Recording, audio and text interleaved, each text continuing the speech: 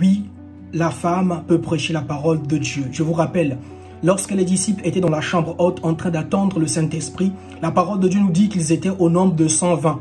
Et la Bible nous rappelle qu'il y avait plus de femmes que des hommes dans cette chambre haute. Et dans Acte 1, le verset 8, il est écrit « Mais vous recevrez une puissance, le Saint-Esprit survenant sur vous, et vous serez mes témoins à Jérusalem, dans la Judée, dans la Samarie et jusqu'aux extrémités de la terre. » Là, on précise bien, vous serez mes témoins. Jésus connaissant bien qu'il y avait des femmes aussi dans cette chambre haute.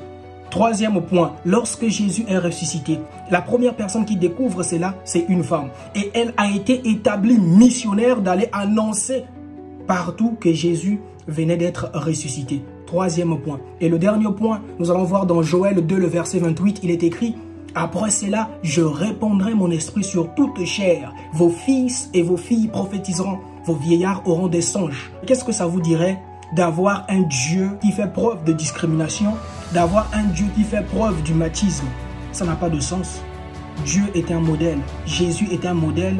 Et il n'est pas dans la discrimination. Il n'est pas dans le machisme. La Bible est juste un livre si tu la lis comme un roman. Mais la Bible devient la parole révélée si tu essaies de comprendre par le biais de l'Esprit Saint ce qui est écrit et ce qui est caché. Alors, si tu es encore dans ce débat pour savoir est-ce qu'une femme peut prêcher ou non, une femme a le droit de prêcher la parole de Dieu. Que Dieu te bénisse et bonne journée.